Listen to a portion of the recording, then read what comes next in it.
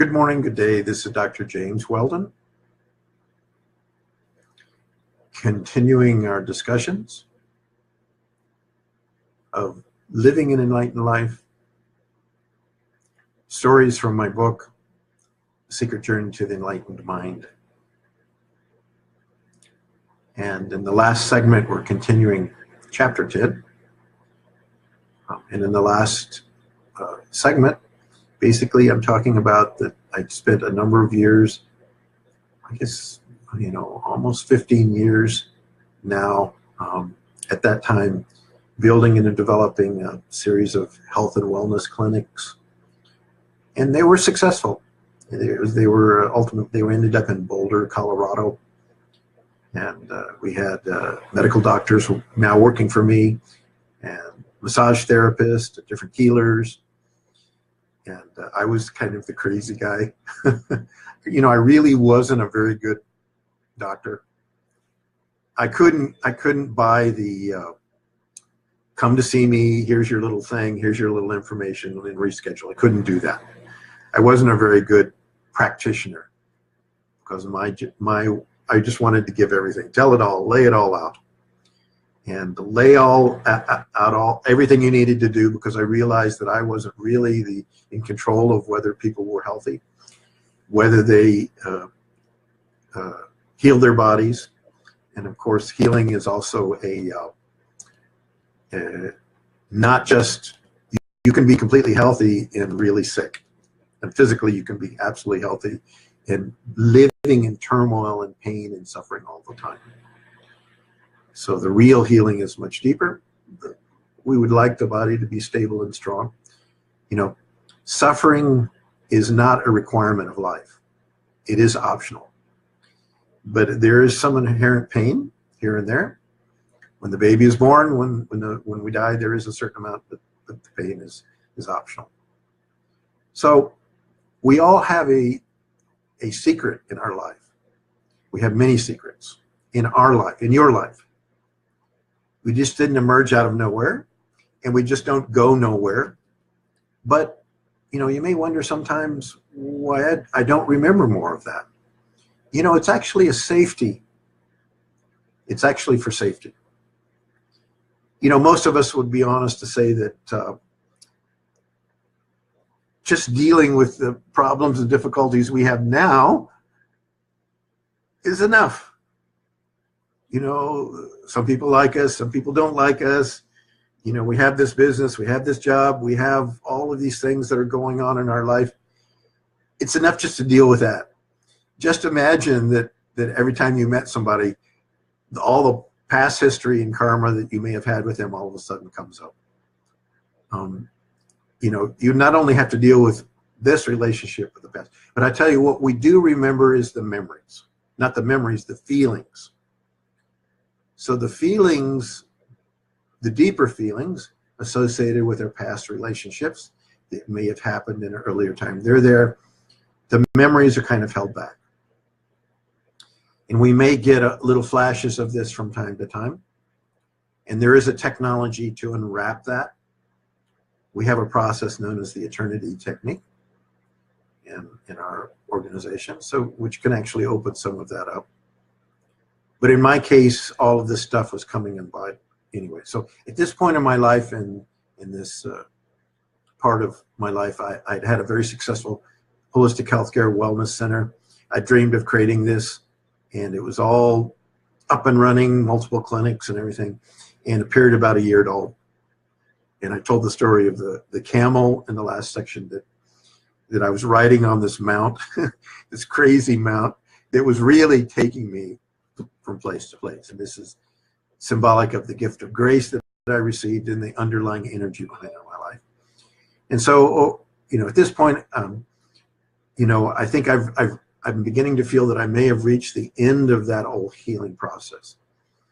And in my meditation this next week, I began to see images, flashes, gradually a little bit and then more, of myself as an elderly Chinese man, moving with these energy fields. And in that time, which obviously apparently is an earlier life, I'm working with clients without touching them. in an Oriental healing center. And they would come into the space in the room, and we're feeling this bond of love. And my life becomes in this space, their life, and I'm feeling them as myself.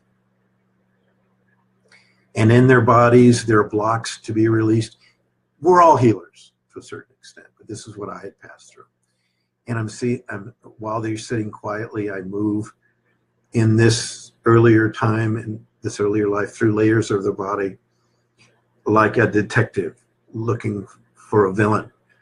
And I find the right place here, I push here, I pull here. There's doing going on, always with love. You know, sometimes they cry, sometimes they laugh. You know, moving and sitting as these changes are taking place. In a few minutes, it's over. And, you know, we bow to each other in respect, and another person comes in the room and it starts over. And in this meditation scene, these scenes are coming up in my mind, and I'm seeing that seeing that this old Chinese healer, and my entire life in that time was spent reaching that plateau. But yet I'm feeling that even though I'd reached apparently this plateau, I'm unfulfilled. I am unfulfilled. There's something more that I need to be complete. And I open my eyes, you know, at home in Colorado now.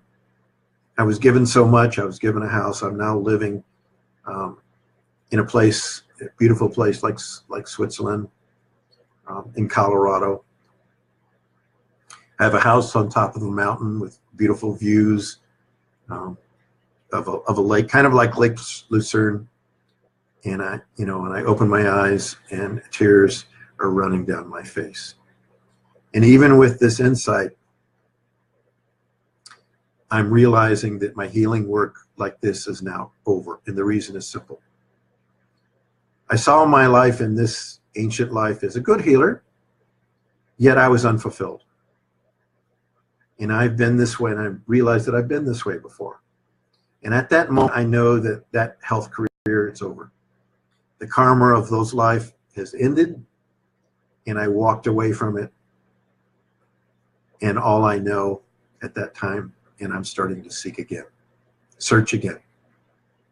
And I closed my office, and I retired to a mountain home in Colorado. And here, overlooking the Continental Divide in the snows and in sunny summers, I look into myself. And my work at this point is apparently relearning the meaning of love. I need to find and live fully the essence of the healthcare that I want to practice.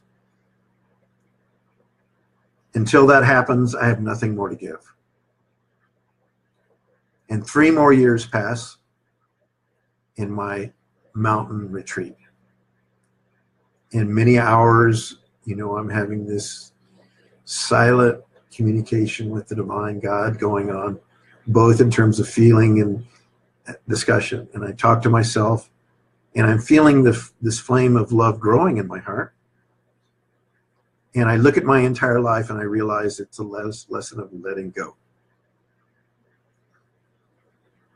You know, I realize that I could have everything in this world. But without living the divine constantly, I realize I really have nothing. It's like ashes.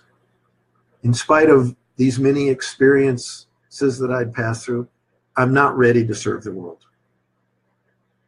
And a battle is raging in the inner side of me. And hopefully many of you can appreciate some of this. It's a storm that no one can see. And like the story of our nomad in the desert, I go back to God and each time offering more. I'm negotiating with the divine. Okay, I'll do this if you'll let this open up. What do you want from me, I ask. And at each step, I feel a little more truth. And the flickering life of the self becomes steadier. And intuitively, I get the sense that my time maybe will come soon.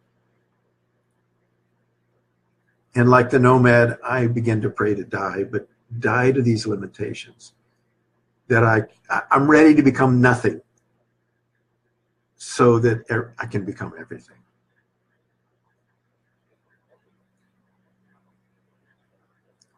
So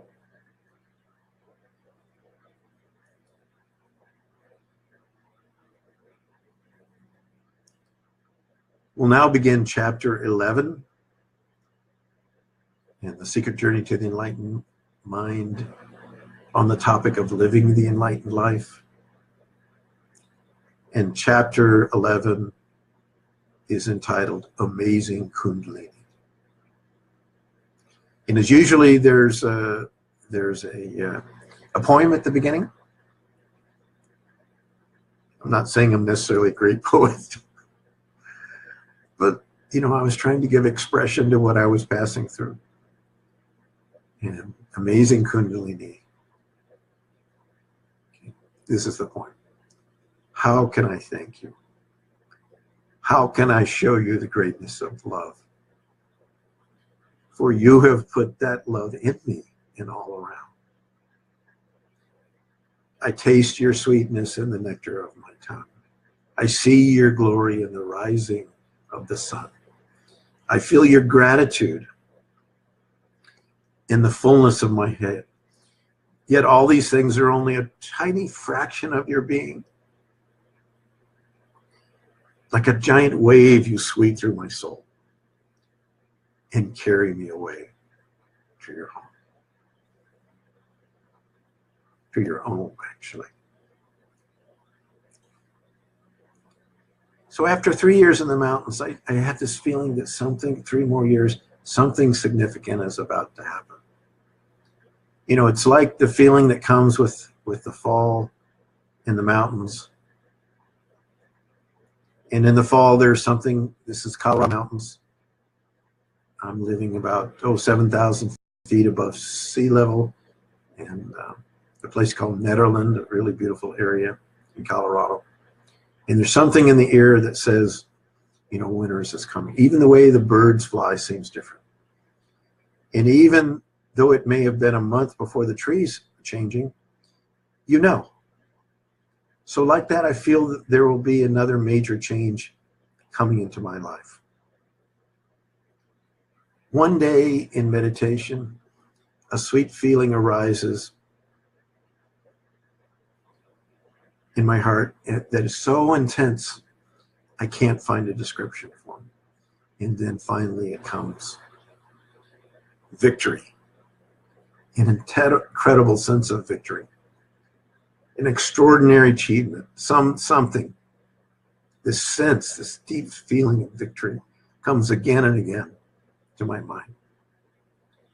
My life has become so simple lately. There's no struggle. Everything seems to be happening. Somehow money is coming in from nowhere. To pass my time, I counsel people that are in financial distress from my home. Back in the past, when I was in Iowa, at the university there in Iowa, my wife was a teacher at the school there at that university, and I was a holistic doctor. And, we concluded that, there was something else yet. And, we lost a home there. We had some financial difficulties and everything. And so I decided I'll try to help people get over this because I went through it myself. And I'm working for free, helping people out that are going through problems. This was also a time when there was a huge financial collapse that was going on. Yet opportunities somehow come to support myself. Literally from nowhere. So in meditation, I go into a blissful state and I emerge completely from the world. And my mind becomes silent. Thinking ceases. My breath is so shallow, hardly moving at all. And there's a palpable silence, even in activity all the time. One morning, I awake and it happens. And literally, an energy takes over the body. And I watch in awe. You know, my life has brought me to the realization that the supreme intelligence in life is always with us. I see that we actually don't control our body and mind at all. You think you do, but you really don't. We mistakenly believe that we're the source of our actions, and this mistaken identity is the cause of so much suffering. In the effect of this ignorance, we are totally lost in our action, and we forget our natural blissful state. And recapturing that a simple, totally effortless, childlike awareness is one of the goals of life. Like a baby, tabula rasa, nothing, no control. And once that is established, life is lived in the eternal present. And that blissful present is real freedom, true freedom. You know, I experienced this state in degrees since I was a child, yet I never realized what it is, what it was. And over the years, I taught about the self, but I really never knew what it was. And I was like a blind man who was touching an elephant that couldn't see its full form.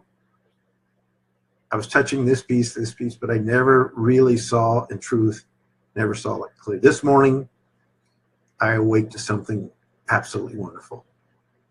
And I remember this feeling many years earlier. I'd received a spiritual gift, something called Ritambara Pragya, knowledge of truth, much more to that, from a very mysterious being in 1976. Now it's 1993. 17 years of my life had passed in a flash. The difference is this morning, I'm in my body with that same feeling. And there's no feeling of movement at all, but my body is moving. And the eye, the inner eye is completely still. It's like moving through traffic in a royal limousine. I look out the windows of perception, but I'm untouched by anything passing by. And that experience is so natural, so light, and so unlimited. There's no sense of being in the body at all. Rather, my body and my whole world rests in that awareness. So like a drunkard, I lurch out of bed, I stagger across the room. My room is completely black and dark, but I can see somehow. The senses, even with my eyes closed, I can see. And I really, the eyes, I'm not even sure they're open. I stumble about because I'm so absorbed within, like a man kind of peeking out from on the covers only to see the world, a little bit of the world, and then diving back into sleep. And I look out from that awareness and I dive back into the inner being. And my body still continues to move on its own without any intention or thought. And I'm so amazed. And before I realize what's happening, I find myself on the floor moving through a series of yogic asanas, postures.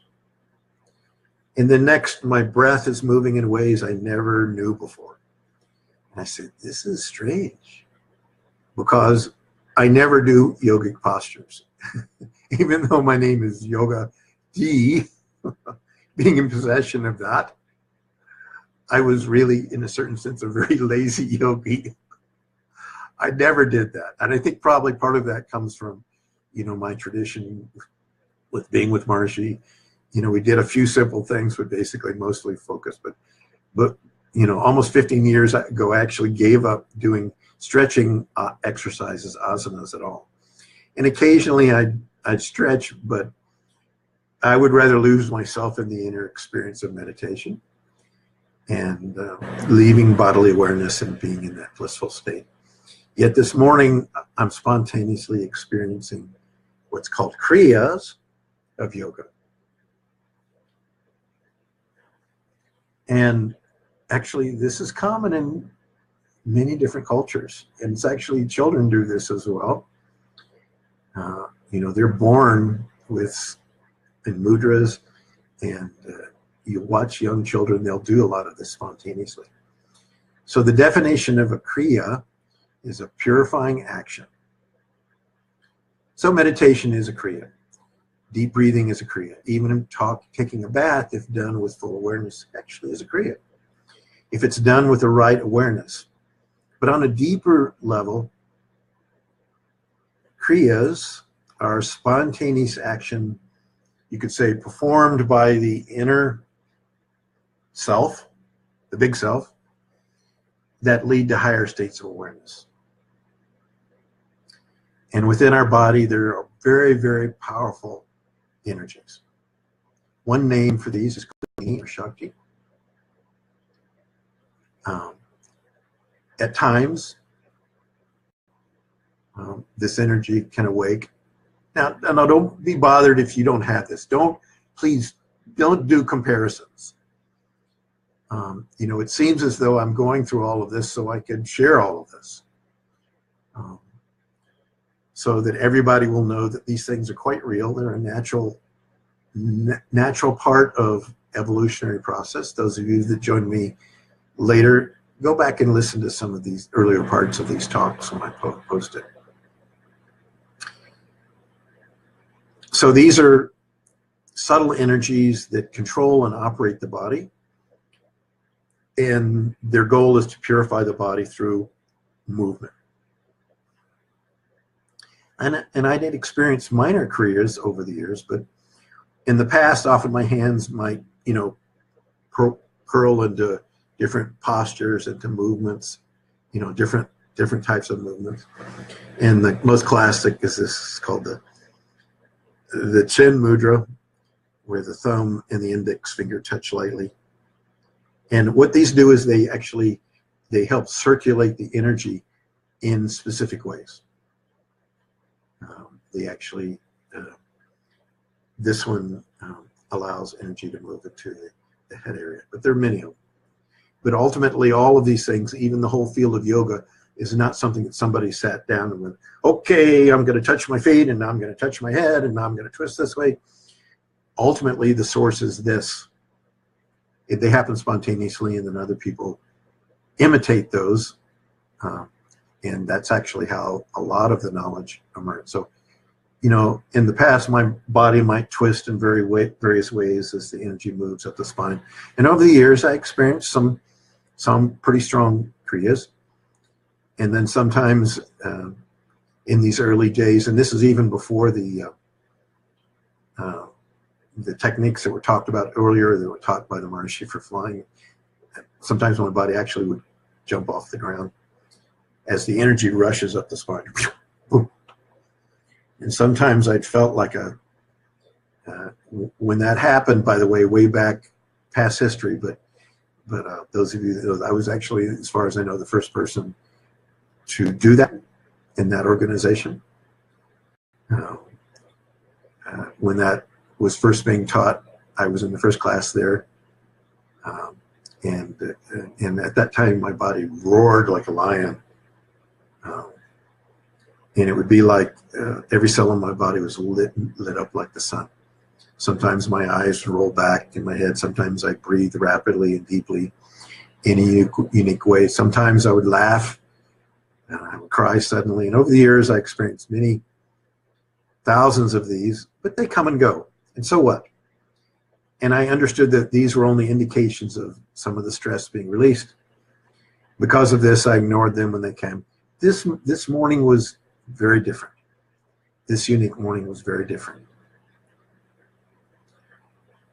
You know, in some of the scriptures of India, again, the teacher that I knew was the Maharishi. He said the knowledge of the path of unity of God, the yoga of the Supreme Self, was not invented by man. Wasn't invented by man. The seers or the sagers declared that this wisdom is not created by any human mind. And the deep wisdom at the core of all of our traditions is not created by any human mind. Rather, it's seen, and they use the word cognized directly, by seers, while they're in the higher states of very high ecstatic consciousness, far beyond normal awareness.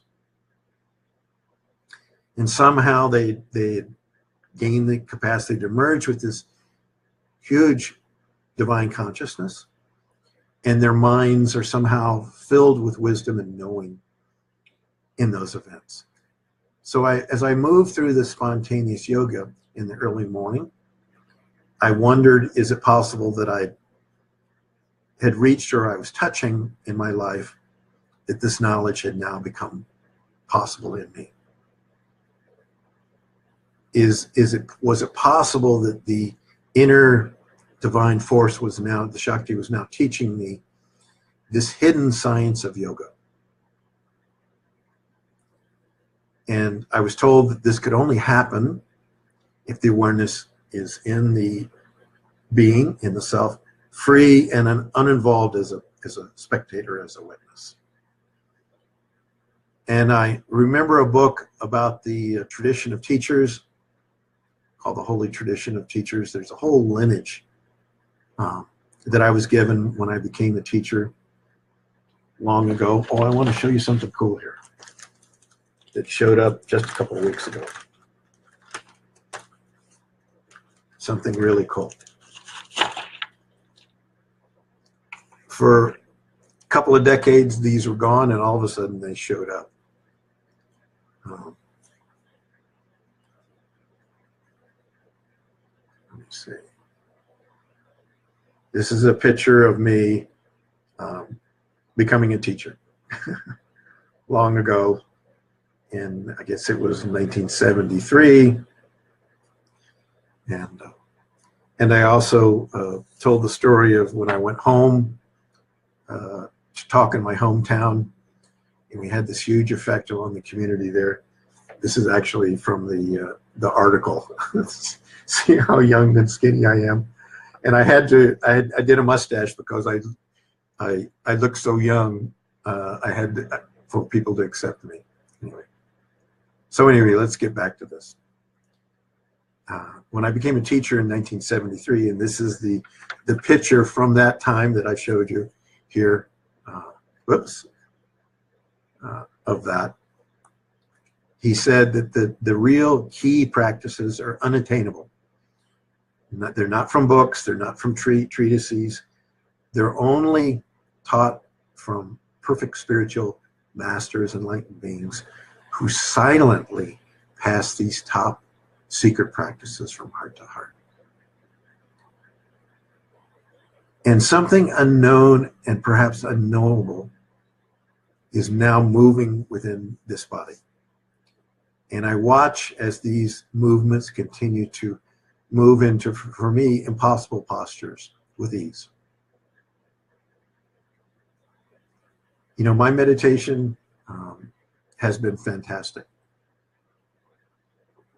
at this point, better than I ever imagined. And the next morning at 4:30 a.m., it happens again. First day it went on for a couple of hours.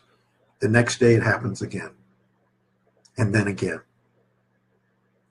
And during these days that follow, I feel closer to realizing the enlightened mind that I ever imagined possible. Each day early in the morning, the same thing happens. You know, I'm not an early riser. By the way, I've never been an early riser.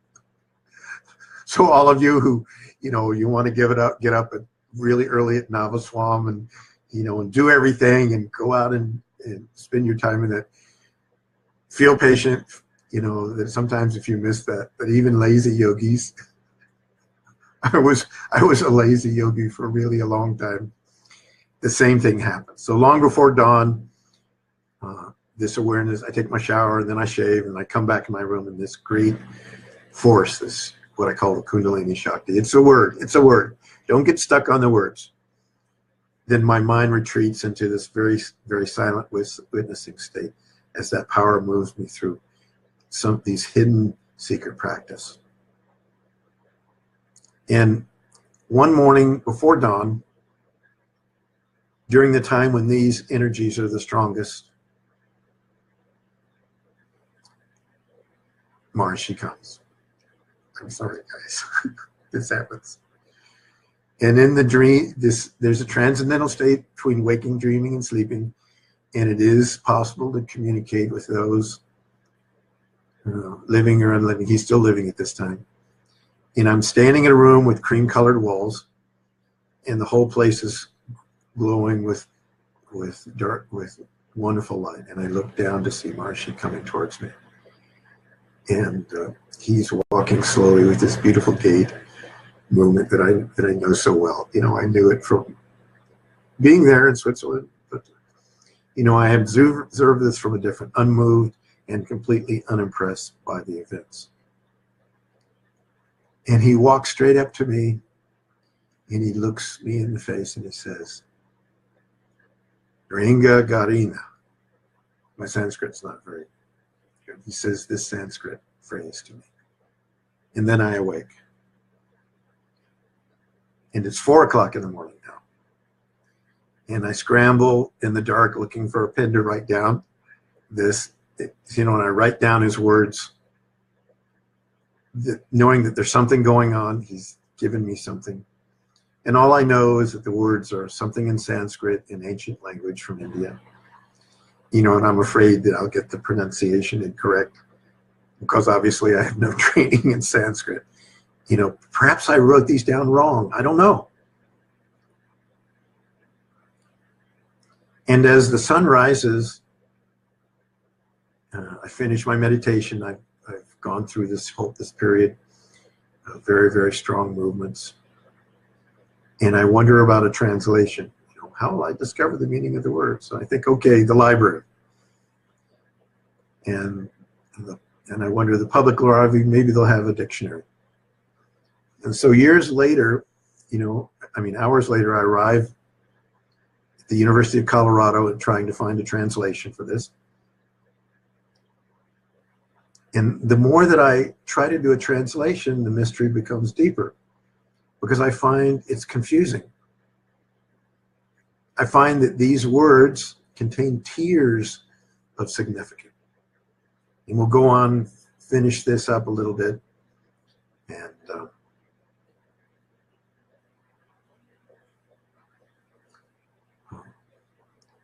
the translation, maybe I'll keep you hanging. So Sanskrit is very different from English. There are layers of knowledge contained in each word. And I'm bewildered by this because I'm no expert in language. I've never had any training in Sanskrit, but fortunately I only received a couple of words. And the dictionary says that this word garina can mean honor and gain the favor of Mother Divine. Gari. Ringa means to make favorable or to propitiate or to gain or obtain. And Gari is one of the many names of the Shakti energy of Mother Divine. In India, there are many names that have come of gods and goddesses. It's not that this divinity is not one, but they have many aspects. And this is like flowers, different flowers of one reality. And the divine force of Mother Divine is the power or one aspect of God that created the universe. You know, in the past, these great wise seers embodied that, so people could understand that. But the reality behind that is not in any form. And she's maybe depicted as a mother giving birth, and then her child is the universe, and the fruit of self-realization. And Gauri is also the inner Shakti or Kundalini. It also means yellow or brilliant. The name of a particular aspect of the divine analogized as the wife of Shiva, or the Shiva is the self, the inner self of all. So altogether, this message says to me, and again, I'm admitting to limited knowledge of Sanskrit,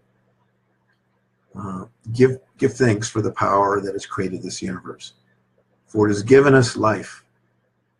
That is your teacher now.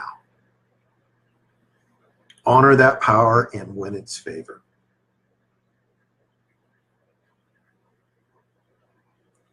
And as I look at these words, I see that I have no idea how to accomplish this. What am I going to do? Who am I? What do I know? And I'm being told to proceed on the path to oneness to God by winning the blessings of Yogadhi, Mother Divine. And I wonder, and I realize that Maharishi is apparently releasing me to go someplace elsewhere. And I wonder, is there a higher way for me somewhere?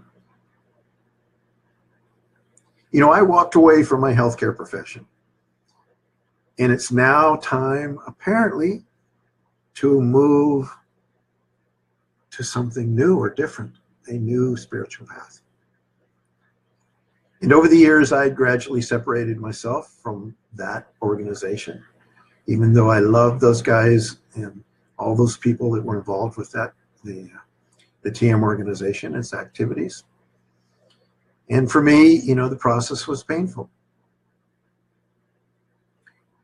In the same way that it was physically painful to leave being with the Maharishi 17 years ago, it's now, even though, you know, I really haven't been involved with him for a while, it's still painful for me. And I'm not actually the only one. There are thousands of people who had over time going through the same thing. And then over the years, I saw that the organization had gradually coalesced and shrunk. Obviously, there are not, you know, hundreds of thousands of people learning meditation all over the world.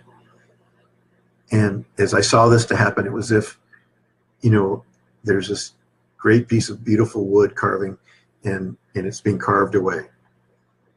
And certain slivers are being carved off constantly as me and my friends, you know, are looking at what else there might be. For years, I tried to struggle why this had happened to many people. And I actually began to see a deeper reason. When I became a teacher, I asked Maharishi how he gained enlightenment.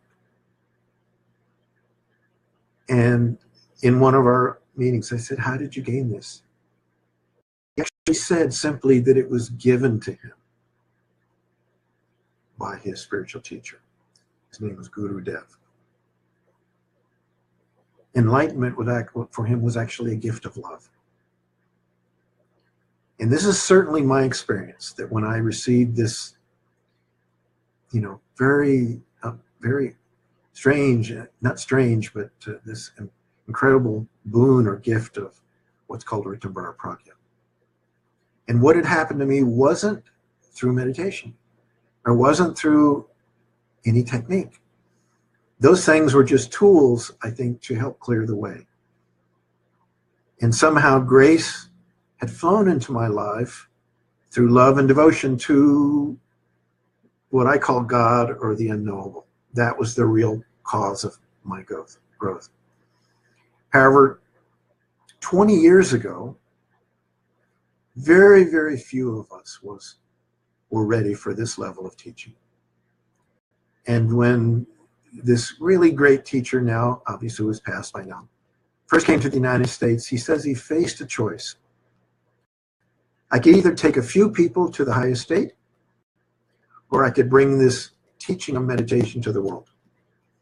And he was given an instruction in a mysterious meeting with his teacher when he traveled around India down to the south of India. And he was told to bring meditation to the world. world. And that's exactly what he did.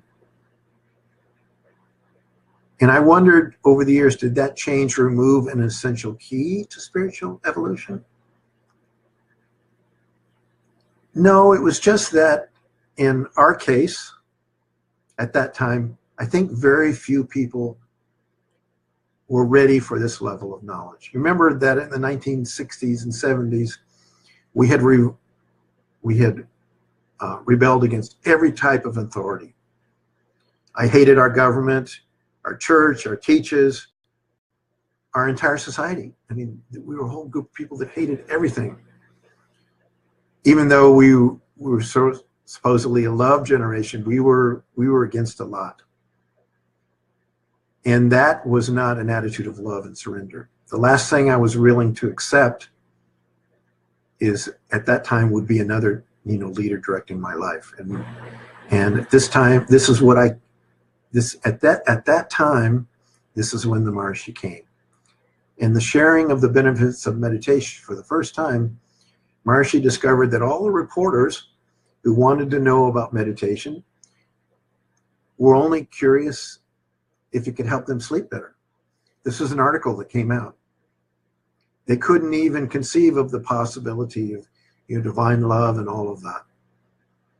And at that time, the organization was called the Spiritual Regeneration Movement, that originally became the International Meditation Society. And when that happened, really all mention of God, religion, really gurus, divine love, prayer, devotion, it actually disappeared. And the science of creative intelligence emerged. He even wrote a book called The Science of Being and the Art of Living. But it looks as though, I think, in retrospect, and honestly, and again saying I absolutely, have all humility for all of those involved. He taught really the science of being. And the other half, the art of living, I believe was deferred because it had to be. And he was absolutely right. In that scientific form, millions of people took to this meditation, transcendental meditation. And when asked by a reporter if all of these people were devotees of him, they all said they're following their own experience. It was exactly what the world needed at that time. And the world of meditation, the door of meditation opened, in a whole society of hard-headed skeptics, also including me, accepted that knowledge. And for the first time, a large-scale research study at major universities began to verify that. And that over the years, I met many, many advanced seekers and dozens of spiritual paths. So I've traveled to many different centers in the United States and around the world, but particularly in the United States, I discovered an amazing thing. Many, if not most of them, started their journey with Maharishi's TM technique. And even in 1976, I intuitively knew about devotion. And that devotion drew grace into me, resulting in what I would call rapid spiritual progress. And for 18 years after that time, the fruit waited to become ripe. And now, Maharishi tells me, in this mysterious experience, it's time to move on. And that I'm released to be on my way. And so sitting in the library at the University of Colorado in Boulder, after translating these words, I bow in my mind to that being, just as I'd done so many years ago. Yet I did not understand, even beginning to understand the gift, what had happened in Switzerland.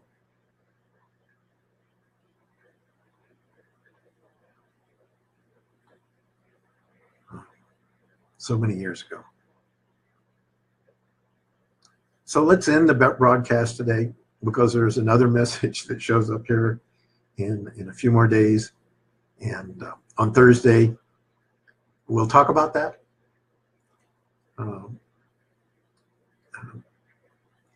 All of this stuff needs to be validated. I'm not at all saying that, I was trying to be really cautious about all of this. To verify what was true and not true, because I really wanted for my life to be really practical, down to earth, But of course, I was having some things which were difficult to understand. So there may be another broadcast here. I have a gentleman that wants to talk and do a little life story here around 12:30 Eastern Standard Time today. I'm going to do it with him. I think you can link to that if you want to, but that's fine. I'll post that. And thank you for taking 45 minutes today. And if you're just joining us or joined us halfway through, go back and listen to this entire day. And if you find that too difficult, you need to go back and listen to some much earlier episodes, because we're building upon a series of experiences and understandings that happened to me from my childhood that can get a perspective of how solid this can be. And you can help verify it. It'll help you in your understanding, because we're moving into realms of potentiality which are obviously not common.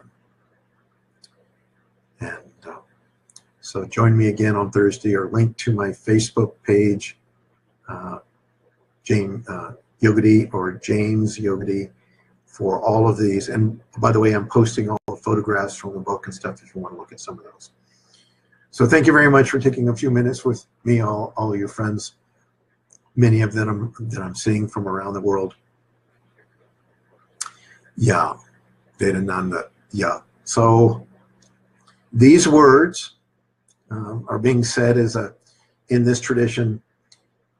He did, Jay Gurudev. It means it's not about a person. It's a wish. The Guru is not a person. It's a force of nature. It's talked about as the force of grace and blessing. And it basically, J means the great force of divine blessing. May it awaken in you. And the same friends, the same way that all my Christians say, many blessings, bless you. Okay. And many traditions around the world have many ways of blessing. So this is just one of ours in that tradition. So I wish you all well and blessings on this day. And great healings in your life and love in your life. May that force be victorious in your life. This is the chapter on that victory. And I didn't realize it, but it appeared that, at least that first step of that life, that energy taking over and seizing complete control of my life, had really happened very strongly, profoundly. Because the experiences I talked about here and in the chapter before actually continued for a number of months. It's not just a few days. It continued day after day after day. So best wishings to you all. I'll be back.